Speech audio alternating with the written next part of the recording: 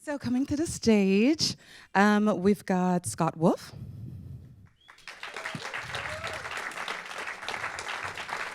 Randall Batinkoff. Michael Pierce. And Paul Martino.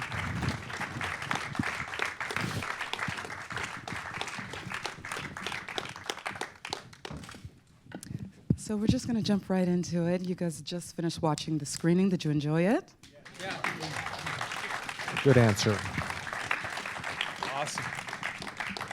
So I just want to start with all of the producers that are here on stage. Michael and Paul, how did this project come across your desk, and why were you so intrigued to get started on this project regarding these three friends and the scheme of a lifetime? So I get to start with this. If you didn't notice, my name is also Martino. Tommy is my first cousin. So the way this project came to us was my cousin was offered a very bad life rights deal that he sent to me when he got out of prison. And I read it, and I said, you can't sign this deal. This is a terrible deal. He's like, I need to get back up on my feet. Can you help me? And so I am not a producer by day job. I'm a venture capitalist. As a favor to my cousin, I bought his life rights just to get him on his feet when he got out of jail. And that's how the project got started. Wow. And what other insight can you tell us per those life rights that were given that were a bad deal? What else did he want to see? I'll never forget the line that was in it. We can use your image and likeness in perpetuity in game shows and reality contests. Now I'm thinking to myself, I'm like, what game show are you going to make with Tommy Martino's likeness? I'm like, you can't sign this. So then Paul brought the script to me. Now, I had been a producer for many years, but I had not made a movie for almost 5 years when I first met Paul. And I, ironically enough, had pivoted into venture capital. So I was a producer, I became a venture capitalist. And then so Paul and I were put together by a third party who was pitching both of us the same venture deal, and we both hated the deal. And then Paul, at the end of the meeting, said, you know what, I got a script I want you to read. And I said, no. It's literally the last thing in the world I ever expected to come out of his mouth. Paul's a very respected, highly successul venture guy, and I thought, I left the film business so I would never be pitched scripts anymore. Right. And then this guy who, reputation preceded him, has a script for me to read. So I was very negative, and I said, I'm not interested in reading it. He'll tell you, you can interject, because that's what I said, right? He literally told me, I'm in Santa Monica at the Hillstone, and a venture guy from Silicon Valley is going to hand me a script. No, I won't read it. And I looked at him and I said, listen, I know you don't know me, but I'm a very good guy to owe you a favor, so you're going to read the damn thing. Okay. That's how you get stuff done. That's how it started. And I read it that night, and with the first draft, it was pretty good. And the story, had never been told, and I didn't know why. And then I started thinking about it. His cousin actually got his cousins right. This is a movie. And I called him back quite effusive, but that was a long time. A lot happened after that, but I don't want to dominate the conversation, but we can start. That's how it started. That's how it started. What about you, Michael? Why were you intrigued? Why? Yeah. Well, it was original. I mean, again, it was a story that was very much in the vernacular. It was an evergreen story that never went away. And I knew there was a reason. There had to be a reason why it was never told. And when I read the script and talked to Paul, I then realized the reason why, because no one could get the life story rights from the ref for a variety of reasons at that time. And then, of course, I had no idea that his cousin was actually Tommy Martino. That was just fortuitous. I'm like, wow. Telling the story from his perspective was very original. And that's probably the thing that hooked me the most, is this is a story. I like telling stories that are, if I can, are original when I was producing. And I just thought it was a very compelling human drama. And I thought this is a movie we could make for a relatively small amount of money with the right actors and not have to do the whole foreign sales stuff where you just put the actors in that mean the most because of their star power, whatever algorithm the studio, their distributors are running. Those are the actors that get chosen and then meet with the marketing department. They all have to agree on the actors, but not necessarily on the merit of the best actors. And this movie is the quintessential example for me. I made one other movie like it, The Cooler, but this one was similar, where it was just the best actors for each part. Right. And yeah, thank you. Randall, talk to us a little bit about your collaboration with these gentlemen here, but also with Scott, because you've worked with him before. Scott and I were in acting class together in 1990. and we bonded in class, and we had some good times, right? Some good times in class. We've been friends ever since. And when I read this script, which I got from Michael, I always, in the back of my mind, when I read it, I was like, oh my God, Scott Wolf. I mean, Scott Wolf is the perfect guy to play Tommy. And then when I met Tommy, I was 100% sure it was Scott Wolf. And Michael was on board with Scott from the get-go. And I called Scott and I said, Scott, this story is now becoming like a famous story, right? I said, you and I are the only two people in Hollywood who know that you're perfect for this part. Is this a part that you've never played before? No one knows that you can kill this role. And he goes, really? When can you send it to me? I said, I'm going to send it to you as soon as I can. We took a little while. I eventually got on the script, and he called me up and he goes, oh my God, I love it. I love it. When are we starting? Right? Well, funny enough, as I am unfortunately prone to doing, I mean, similarly to, I think what Michael was saying about, a VC guy hands you a script and you're like, yeah, almighty, I have to actually read this thing. And Randall and I, we've been best friends for a long time, but I didn't read it right away. You sent it. Well, we had lunch and you were like, hey, I'm going to send you this thing. You should read it. And I didn't. And then you emailed me like 2 months later. You were like, hey, that thing I sent you, we've got money, we're going to make this movie. And I said, yeah, that's when I read it. That's when I read it. He's smart. He needs to be incentivized. You can't blame him. That's good. That's right. That's exactly right. So, I don't know anyone's age here, but I have the question of whether any of you were old enough to remember when this original scheme kind of was brought to the news and media, and how much of that really informed how you all collaborated together to bring these characters to life. So we all are. All of us are. I think we are truly all in our older 20s. than we look, by the way. Very late 20s. Yeah. So I don't want to get anyone fired from their jobs. Very late 20s. But what was interesting is, so I've known Tim, the referee, since I was a little kid. He's my cousin's best friend. I've known them since I was a little kid. And so one of the pieces of market research I did before I even met Michael was I would walk into a sports bar. I don't care what city I was in, Cincinnati, Philly, and I would just walk up to the bar. I'd go, how many of you know who Tim Donaghy is? 7 out of 10 people at the sports bar knew who Tim was. I didn't care what city I was in. And this was part of my pitch to Michael once he was interested in the script. I said, Michael, we have a huge built-in audience for this film. Absolutely. 7 out of 10 people at a sports bar in any city in the United States know who Tim is. Now, Tim, ironically, is kind of our star, and he's our key marketing piece in a weird way. I'm actually going to meet him. He's on, he's doing Tiki and Turney right now, if you know that. That's literally, he's in the studio right now. I'm going to go catch up with him. He's done 53 press appearances already. And the reason he got booked for all of them was everyone wants to know what in the world happened all those years ago. Right. Is Scott chopped liver? What? What about this guy? He's on every daytime talk show in America. He could do that, but I'm Tim management. You jump in anytime, okay, Scotty. I'm defending you. I'm okay, I'm Randall. defending Thank you. You're welcome. I love you. I love Thank you. Don't mess with my boy. How many of you knew the story before you watched the film? Oh, wow. Oh, wow. That's amazing. Validates the data. Wow, that's pretty cool. Look at that. That's pretty good. It's a lot. Cool. So, Scott, Hi. how you doing? I'm great. How are you? I'm good. Now that I'm sitting right beside you. Now, talk to us a little bit about stepping into Tommy Martino, and how did you prep for this role? Well, so in reading the script, so that was the phone call, the second email I got from Randall said, hey, our movie's financed. I want to offer you the lead. And that usually gets an actor to read the script. And I did, and fell immediately for Tommy. I think I've always been drawn to characters who have a sort of a unique morality that challenges an audience to kind of choose whether they're going to go with them or not.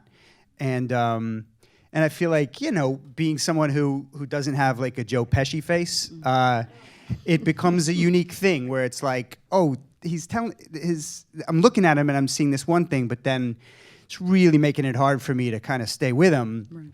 And so I think his the fact that you had a person who's, I mean, as an actor, no matter what a character you're going to play is doing, you believe in it, you justify it, and you live within the confines of it, and you can justify pretty much anything. And in this case, you know, Tommy's morality is really unique. You know, the way he thinks about right and wrong and good and bad is very different than the way I do, or the way maybe a lot of us do. But I believed in his inherent goodness and kindness and loyalty and things that are very much a part of how I'd like to think of myself and live my life. So, the character spoke to me right away. I just felt like what Randall said when he was like, "I'm probably the only director in town who knows how perfect you are for this." I felt an immediate kinship with the character, and was able to talk to Tommy. I spent some time with Tommy. We would, you know, talk on the phone and FaceTime, and so I got a chance to kind of take him in a little bit. I grew up in New Jersey, not far from here. No round of applause for New Jersey. That's fine. My aunt from Montclair is here.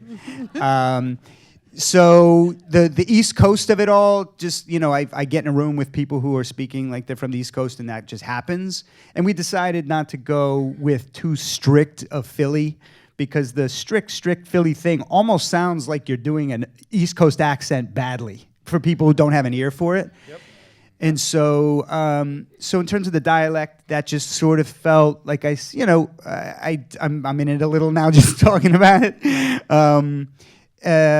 And did everything I could to learn about the details of how this whole thing unfolded and what their participation was.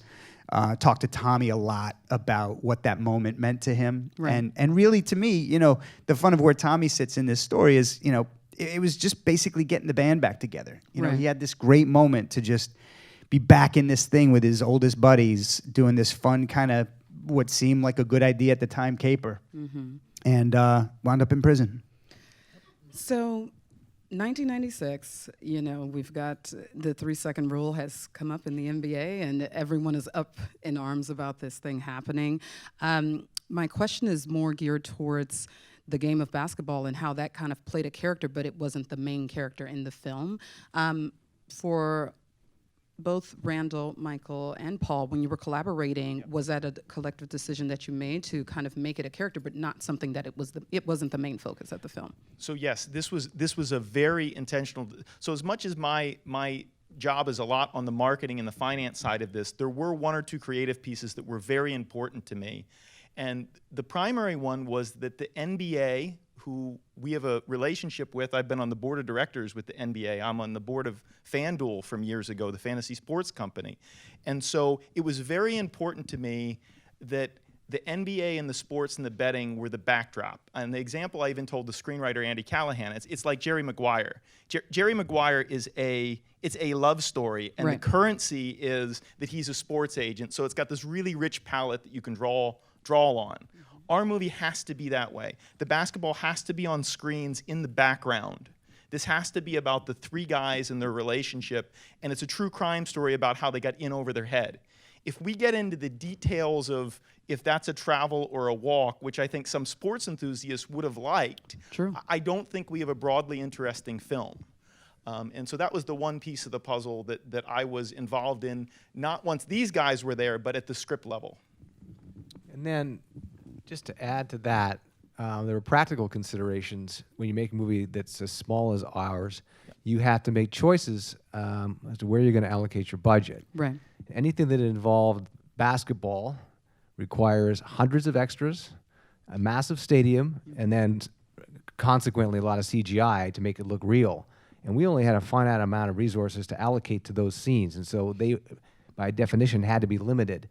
But it actually worked out well for the reasons that Paul cited, that we didn't want to dwell on that aspect of the movie, because that's a bigger budget version that I don't think had the artistic integrity that this movie tried to have, and I hope it succeeded, where it's more about the dynamics of these three guys and their family and friends. That's the biggest star.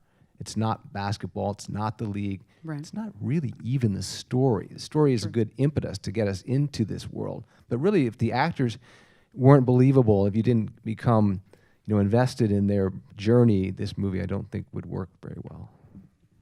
No, I totally agree. I mean, that was it for me. It was all about the rise and fall of the three guys. And the basketball, we just wanted to make sure looked legit.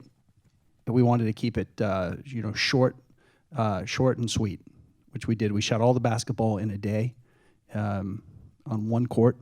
That was a very long Wow. day.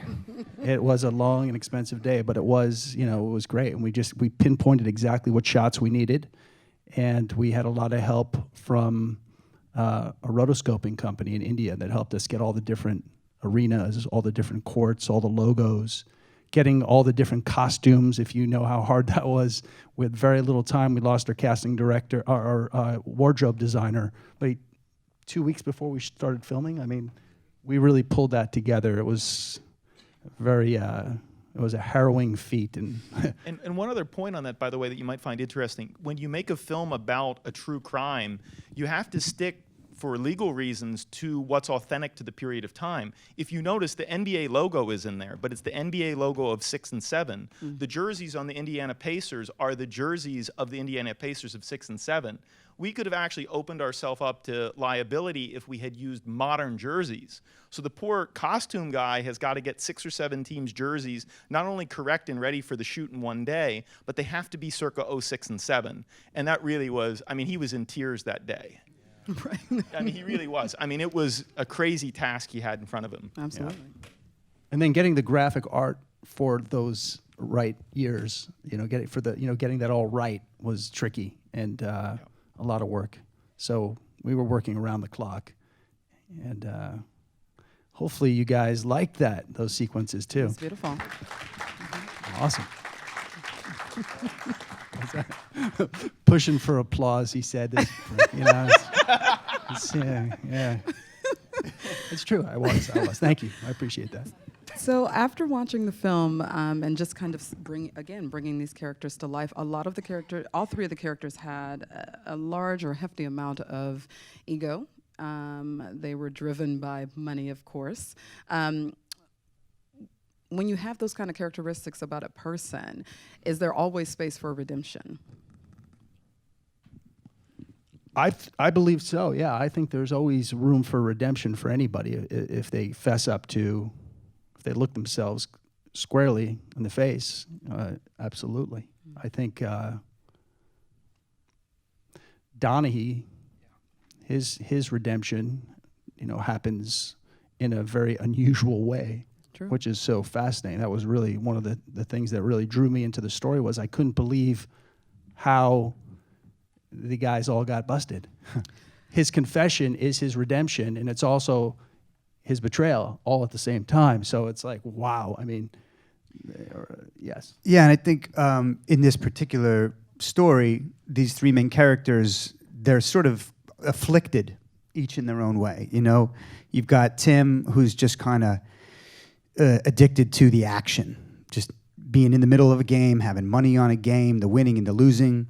I guess you can make the argument that Baba has a similar affliction, but then he has a whole addiction to drugs, and for Tommy, he's sort of addicted to a good time, I think. And it's in talking with him, he would say, one of the things that is Tommy's affliction is women, right? Is extramarital stuff or extra relationship stuff. And I talked to Tommy beforehand, and I was like, "What's that about, man? What was it?" He was just like, he's like, "I just can't help it." He's like, I can't. He's like, I see a beautiful girl, and like something happens to them, and so I think there's something that opens a redemptive sort of opportunity when you realize these are people who don't have control over the thing that maybe makes them amoral in somebody's view. Right. And so I think each in their own way, they sort of battle what their affliction is and come out the other side for better or for worse, depending on how you see it. So how did you take yourself emotionally into this space? Because at the time, I imagine that he is quite different now, but who he was at the time and per, the time frame that you're playing him, you yourself said that you were very different, you're very different people. Yeah. So emotionally, how did you prep yourself to kind of step into this space? Well, I mean, thankfully we had an incredible script to work from. Andy Callahan wrote a really beautiful script with really honest feeling characters that had depth and complexity, and the relationships felt honest, and the situation sort of spoke for itself. So thankfully, and my partnership with Randall was really unique. I had never worked with somebody who I was so close friends with, and we were just talking about earlier, I feel like what Randall was able to provide for me in terms of a safe place to be vulnerable, a safe place to do my work and feel like I could just fly, that came more from, I think, our history as friends, so that, if anybody in here who has ever acted, you're best off if you trust the people you're working with, especially a director. And so I had never worked with someone who I trusted so implicitly and absolutely, so that I just did not have to keep any attention on myself, and he just freed me up to just trust everything that I had built over a career of different varied experiences, so that I could just stand there and do nothing. That was the gift, I think, that why I'm really proud, I think, of this movie. I haven't even seen this final cut of it, but how was it? See, now I'm fishing for applause. We can both do that. But I feel like there was a freedom in how I felt about the performance, and I owe all of that to Randall. And he gave me faith to just stand there and not do anything, and trust Delancey, and trust that's a whole other thing, and trust that that's always enough, and that's not an easy thing to come by, and it helps to be in an environment with somebody you feel like has your back as much as a person ever could. And Randall did something else that was very, very important. Randall, you should talk a bit about how you had to modify the script to accommodate Eric to do Donaghy to some extent. Donaghy himself is a very difficult person in real life, and as the movie shows, he did it for $2,000 a game, and people were wagering millions of dollars. Right. And literally, I get asked this question all the time. You've known the guy your whole life. Why did he do it? And so Randall spent a lot of time and a lot of iterations with Andy Callahan, the screenwriter, to help build up the motivation for why Tim did what he did. And that was very important to Eric, who's unfortunately not here today. But Randall, really be good. You did some really great work on that with Eric to make sure that worked right. Thank you. Well, I think Michael and I discussed a lot of the fact that the movie was really about father-son relationships, and that was, I mean, it was clear that was a big theme. And it really was a big theme for me, and because I wanted, my goal for the film was I wanted half of the audience to walk out of the movie and say, Donaghy did the right thing, and I wanted the other half, I figured the other half was going to say, what a rat. And I believe it's interesting is that most people come up to me and say that they think he did do the right thing, and so the movie was all about. It seems like it's about just the three guys, but it's really about the four guys, possibly even the five guys, but it's really about the four guys. It's about Donaghy, Tommy, and Baba, and Mr. Donaghy, who's sort of the guy, you don't quite see him there, but he actually is influencing everything. So that was something that we really tried to focus on and build emotionally. And Eric liked that, and also Tommy's character too with his dad. It's very, it really informs who he is. He kind of, all these guys sort of want to please their dads, but they got the message wrong, And the dads love him in spite of it. I mean, I love the scene with you and with you and your dad, Arthur Nascarella. Both of those scenes with the dads are pretty powerful, and I think really make this a much richer, fuller story than just. It's the three guys and their dads, and they just want to please their dads. They want to, have their dads respect them, And ultimately, Mr. Donaghy respects Donaghy for doing what he did. So, Paul, throwing it back over to you, I have an audience question here. During the research and, like you said, marketing phase of this film, what kinds of things did you have to do to kind of get or did any of you have to do to get some of those resourcing obstacles out of the way? Because you touched on it in the very beginning. So our film opens Friday. We open on 125 screens in 20 NBA cities, and as you can tell, this is a kind of small movie. Mm-hmm. And this was a very complicated problem that we had to solve because we had a built-in national audience of largely mainstream film goers, not art house film goers. Right. And so the film occupies, from a marketing standpoint, an odd spot on the board. It's indie film with a built-in national audience. And all of our marketing plans, Tim being on radio, Scott's appearances that are going to be on the Today Show, et cetera, they're all national. And so if we opened in art house in, say, New York and in LA, I don't think our audience shows up for the film. And so Michael and I had to spend a lot of time figuring out how to basically do a distribution where you're got a couple screens in Oklahoma City and San Antonio, because guess what? A lot of people in those towns care a lot about their teams and want to see this movie. And so we're doing something somewhat unorthodox where we, by and large, cut the deals directly with AMC and Regal. And so this is a bit of an experiment to see if our marketing spend works, because it's essentially national, even though it's a kind of small film. We're optimistic it'll work, though, because all the marketing channels we're hitting are places like that we've advertised with companies like FanDuel and our fantasy sports and gaming and gambling companies. Right. So, fingers crossed, this is a bit off the reservation what we're doing on that regard. And my last question. Thank you. And by the way, thank you for that, because everyone told me I was nuts the whole time to try and even cut a deal directly with AMC. But I'm like, why not? Right. Yeah, and the market right now of independent film is in a very, very bad state. I mean, no one's making these movies anymore. The studios don't distribute them. It's almost impossible to get them made unless somebody or a group of people is willing to take an enormous risk with their capital. And I Right. don't mean pre-sales or bank loans, which is secured by some other third party, which mitigates the risk. I'm talking about pure equity, where free enterprise, the American dream, where you're investing something, you may lose your entire principal, but if you hit, you're going to 10x your principal. And that spirit is what really drove this movie, and not a lot of people are doing it right now. It's very, very hard. So following the process, right? You get this project, you work your butts off to get this project done, to get it in a beautiful place. What did each of you learn about yourselves by the time the project was completed? Scott, I'll start with you. Oh, man. I mean, I think the first thing that came to mind is that I like to think that I have tried to be someone who's just committed to following my own creative instincts.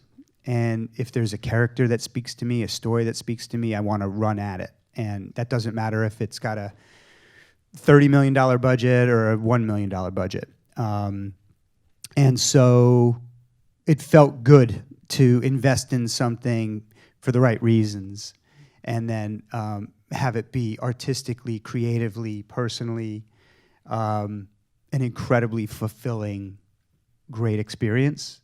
And now the fact that these guys have really stepped up and gone off the reservation, yep, and given this what I'm very proud of, a chance to be seen in a way that it wouldn't without what they're doing. And so it restores my faith in what Michael was saying, a part of our storytelling industry that's kind of grown strained and has kind of shut down in many ways. And I like to believe that, if something like this can succeed from a creative standpoint and potentially a business standpoint or commercial standpoint, then I think it moves us in the right direction.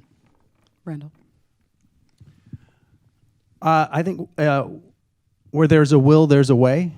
I think if you see the vision and you believe in the vision, when you stay with it, you can get through, get it done. And if you work with talented people and good people and friends, I believe that we can make great art and have fun and express ourselves and tell really good stories. You know, this was a great story. There were great roles. We cast, you know, the guys who were and women who were right for the parts, and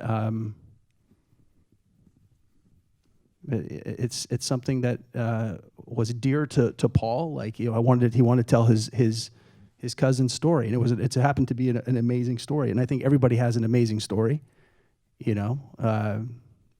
So just, you know, pool together your resources and work with people you like. That was the main thing. Work with people you like, because it's tough out there. It's like you're in war, and you know, a few bad eggs can just completely spoil it and destroy it for you. True. So surround yourself with people that you trust and like, and you know, good things can happen. It's very exciting. It's really. That's definitely a timeless takeaway, particularly when you're working on a project with quite a few people.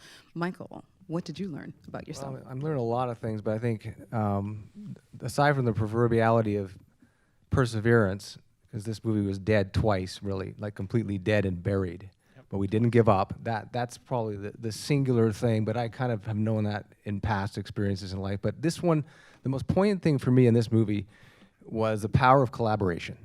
It's actually represented in the movie too, ironically, you know, all those virtues that they keep talking about, friendship overcomes and collaboration. But for this movie, it kind of caught me by surprise a little bit, in that I had never worked with Paul. Paul's a venture capitalist. He's not a film guy. I wasn't in the film business.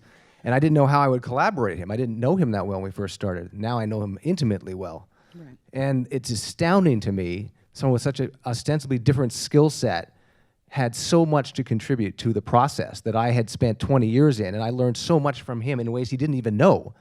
Randall, the same. I've known Randall 25 years, but working with him showed me just the power he has as a creator and as a gifted human being to create something out of nothing.